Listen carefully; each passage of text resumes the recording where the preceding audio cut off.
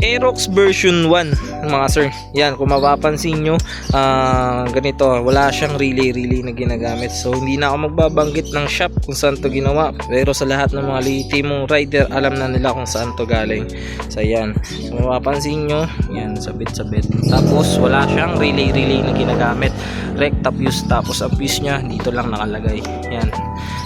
So ayusin natin to. Si sir nag-PM sa atin sa page, nakita niya yung mga gawa natin. So appreciated natin yun, may nakakapansin na ng mga gawa natin.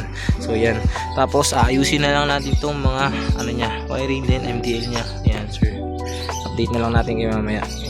So yun, ito na nga palang update natin sir sa ginawa natin Aerox version 1. So yan, makikita nyo malinis lahat, wala kayong makikitang pansit. So yan, tapos ito yung isa yung busina, stock horn nandyan pa rin, hindi natin inaalis. Tapos yung wire harness natin, yan makikita nyo. And then ito yung isang busina, ito yung ating relay. So yan yung nagkocontrol ng lahat ng kinabit natin. Yan, so makikita nyo, testing natin sir, no? Sir. Tapos ito sir, ito yung switch nya, dito pinalagay ni sir.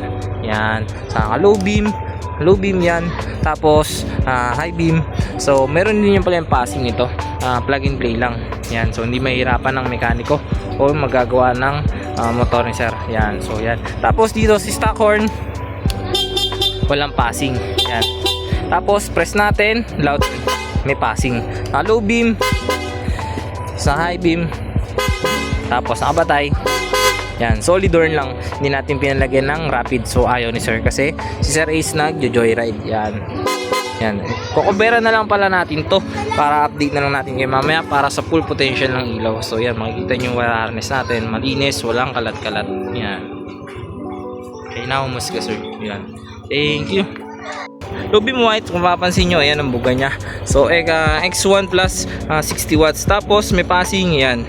Tapos ang high beam, may high beam, may passing. Tapos nakapatay, may passing. Tapos si stock horn natin, wala siyang passing. Para kung halimbawa magparehistro si sir or may HPG LTO, walang violation, hindi siya magkakaroon ng problem. Ngayon press lang natin loud horn. Yan, may passing na siya. Sa loud horn na siya may passing. Naka low beam, bumusina.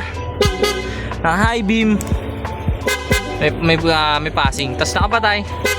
Pag ayaw ng busina ni sir na busina na may passing, ito lang ang pipindutin niya. Ayan lang sir. Yan. So madilim na sa atin lugar. Yan, papansin nyo. Sa mga gusto nga pala ng ganyang setup, no, PM lang kayo sa page. Lahat masasagot natin. Nag-home service din tayo. Wag lang po tawid dagat. Thank you.